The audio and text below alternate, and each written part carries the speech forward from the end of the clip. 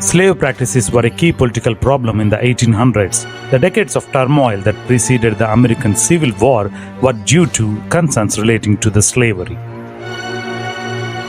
Disunion occurred after Abraham Lincoln was elected as the 16th president in November of 1860, and he campaigned for anti-slavery policies. On December 20th, 1860, the Confederate States of America was formed by 7 southern states that had declared their secession from the United States. Despite efforts at conciliation, both sides escalated to war because of the seizure of numerous federal forts by Confederate forces. The April 12, 1861 launch of the Confederate Army of the Potomac's assault on Fort Sumter in South Carolina, which occurred a mere month after President Lincoln's inauguration, ignited a battle. 4 new slave states were admitted to the Confederacy between the two time frames. Though in the Western theater of the Civil War, the Union achieved substantial long-term wins, the struggle was inconclusive in the Eastern theater. Lincoln issued the Emancipation Proclamation in September 1862, which made eradicating slavery a military objective. To the west, the Union defeated the Confederate River Navy in the summer of 1862, and as a result suffered major losses in its Western Army as well as control of New Orleans. The Union attack on Vicksburg, Mississippi was able to divide the Confederacy in two along the Mississippi River. Finally, this event grants victory in the Union in 1864. Union General William march to the sea marked the beginning of the end for the Confederacy. After leaving Pittsburgh, the Confederates concluded the war on April 9, 1865, when General Lee surrendered to General Grant at Appomattox Courthouse. The last surrender on land occurred on June 23, 1864, with Confederate generals throughout the southern states following suit. Much of the South's infrastructure was devastated, especially its railroads, during the course of the conflict. As a result of the conflict, the nation found itself in the Reconstruction era, but unfortunately it only succeeded in rebuilding the country as well as granting civil rights to the newly liberated slaves. According to the calculations done by military historians, between 620,000 and 750,000 soldiers died in the Civil War, as well as unknown number of civilians, including Lincoln, who was killed 5 days after the surrender of Robert E. Lee. Many Southern officials had threatened secession if Lincoln won the election in 1860, so the Republican Party made it a priority to prevent slavery from spreading to new states. Due to this, northern states soon outlawed slavery soon after the Revolution. Ralph Waldo Emerson, Theodore Parker, Henry David Thoreau, and Frederick Douglass in the decades preceding up to the Civil War leveraged the Puritan heritage of the country to buttress their anti-slavery stance. Even the most popular denominations in the South and North were divided on political lines before the conflict started, causing competing Southern and Northern churches to establish. When the new states were established out of these regions, it was assumed that slave and free states would be allocated an equal number of seats in Congress.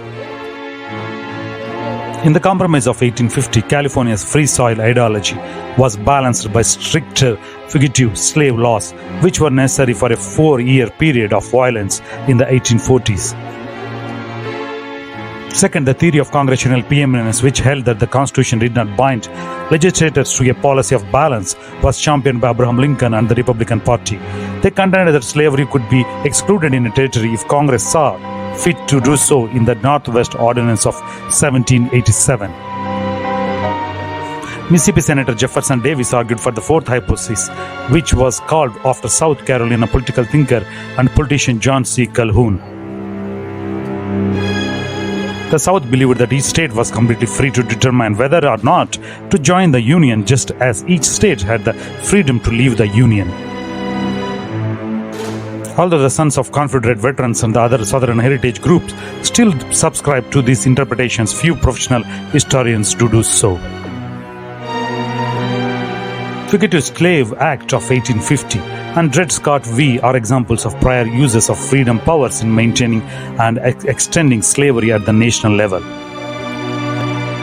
North and South both underwent major social and economical changes during the 1800s and 1860s, but only the North eliminated slavery and only the North industrialized, urbanized, and established phosphorus farms.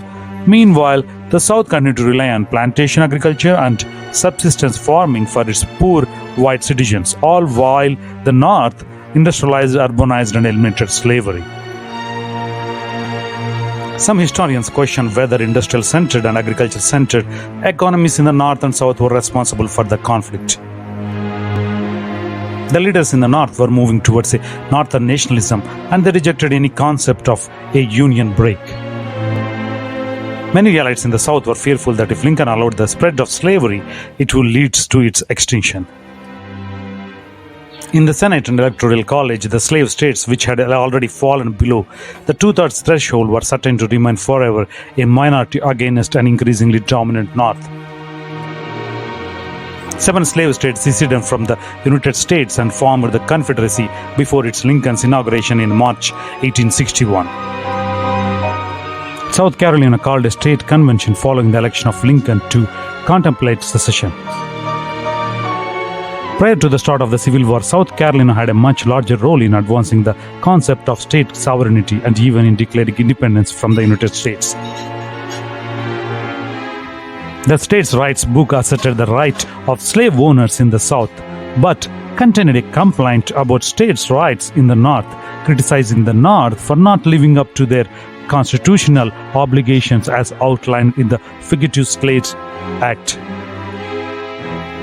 Southerners felt that slavery was protected by the Constitution because of the Fugitive Slave Clause, which was a clause that permitted slaves to be forcefully returned to their owners if they escaped. Some of these laws include the Morrill Tariff, which instituted tariffs on foreign imports, the Morrill Act, which established grants for agriculture colleges, a Homestead Act, which created federal land grant colleges, a transcontinental railroad, the passages of the Pacific Railroad Acts, and the provision of the United States notes through the Legal Tender Act of 1862. The Crittenden Compromise was created on December 18, 1860, as a means of re-establishing the Missouri Compromise line.